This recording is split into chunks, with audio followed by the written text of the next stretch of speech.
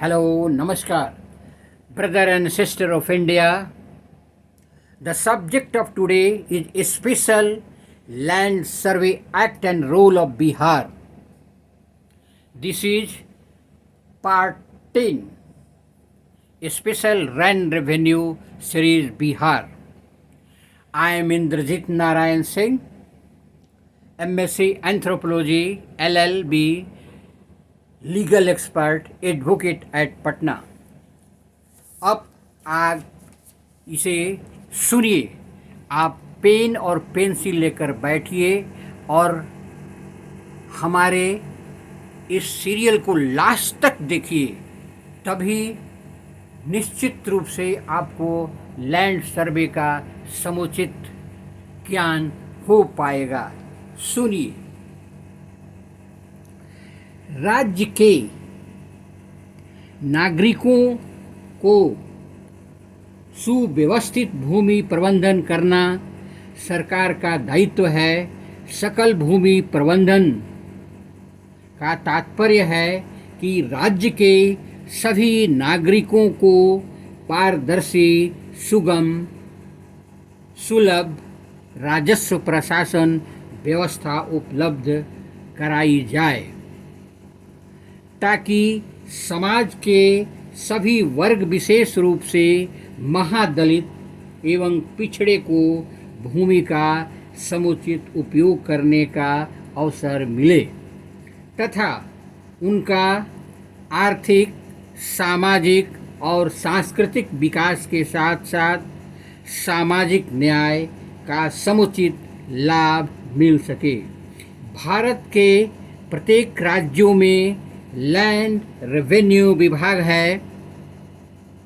Revenue कानून के तहत राज्यों को जिला में बांटा गया है।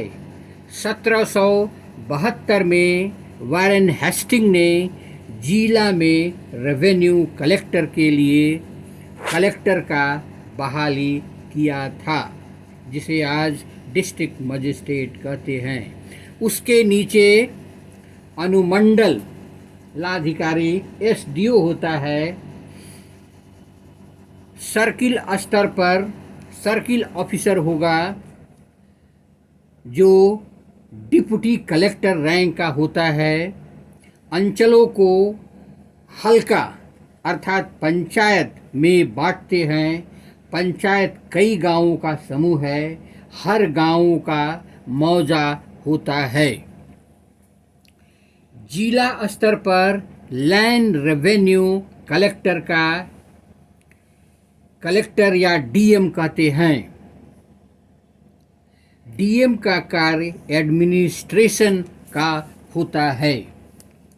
अनुमंडल स्तर पर एसडीओ या एसडीएम होता है, जो राजस्व तथा प्रशासन दोनों देखता है। जब डीएम भूमि विवाद सुलझाते हैं तो कलेक्टर कहते हैं। जब कलेक्टर एडमिनिस्ट्रेटिव कार्य देखता है तो डीएम कहते हैं। अब आगे मूल टॉपिक्स पर आएं। दाखिल खारिज म्यूटेशन में विक्रेता के नाम से हटाकर खरीदार का नाम से किया जाता है। प्रत्येक गांव में मौजा होता है। कोई व्यक्ति जमीन बेचता है तो क्रेता के नाम से हटाकर विक्रेता के नाम करते हैं। दाखिल खारिज रजिस्टर 2 में भी चढ़ेगा।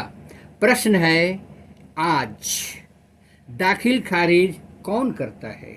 आज़ादी के पहले जमींदार दाखिल खारिज करते थे, अब अंचल में अंचलाधिकारी करते हैं। सभी दाखिल खारिज ऑनलाइन होता है। लैंड रेवेन्यू एक्ट 1952 के तहत अंचलाधिकारी को दाखिल खारिज का अधिकार दिया गया है। अभी बिहार टेनेंट होल्डर एक्ट 1973 के तहत दाखिल खारिज होता है। यदि जमीन भूदान से मिला है तो सारा भूदान का दस्तावेज लगेगा, तभी रैयत के नाम पर चढ़ेगा। खरीदार रैयत का वंशावली भी लगेगा।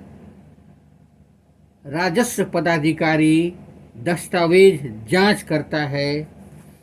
इसके पश्चात रिपोर्ट सर्किल इंस्पेक्टर को देगा। कोई भी जमीन जब एक्विजिशन किया जाता है तो देखना पड़ता है कि कहीं जमीन शेड्यूल कास्ट, शेड्यूल ट्राइब का तो नहीं है। रजिस्टर 2 से पता चलता है कि पहले जमीन किसके नाम पर था, अब वर्तमान किसके नाम पर है। यह भी देखना है कि रजिस्ट्री के वाला है, गिफ्ट के वाला है या बदलैन वाला है। इसमें बंटवारा का कागज़ देखना है।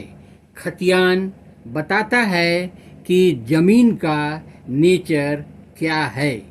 पहले सर्टिफिकेट मिलेगा, फिर रजिस्टर 2 में देखना है। कर्मचारी फिर सीआई को भेजेगा। सीआई जिसे सीओ के पास भेजेगा।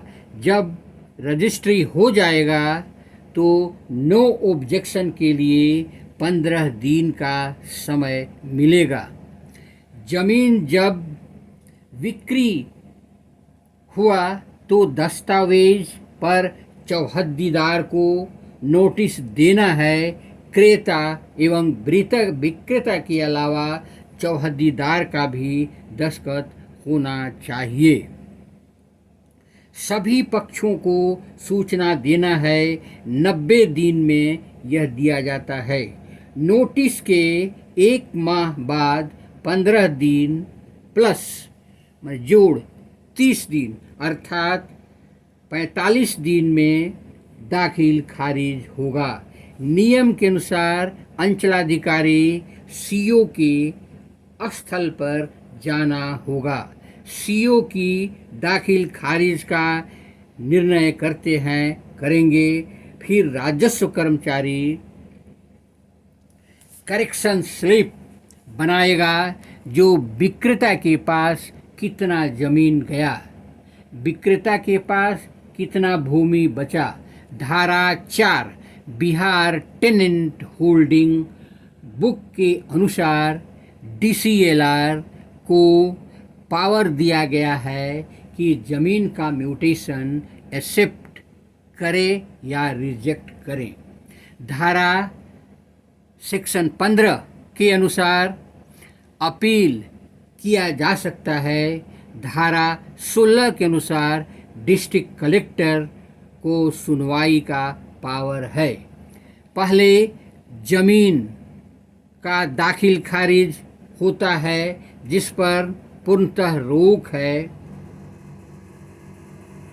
म्यूटेशन रजिस्टर अंचलाधिकारी के पास होता है जब ऑनलाइन के तहत ऑटोमेटिक करेक्शन स्लिप के द्वारा रसीद काटा जाएगा। यदि अंचलाधिकारी सीओ भूमि सुधार अधिनियम के तहत दाखिल खारिज सीओ द्वारा रिजेक्ट होता है तो डीसीएलआर के यहाँ अपील होगा। गांव में पंचनामा के आधार पर जमीन का बंटवारा स्टाम्प पेपर पर हस्ताक्षर द्वारा होता है जिस पर परिवार के मुख्य सदस्यों के अलावा पंच का भी हस्ताक्षर होता है।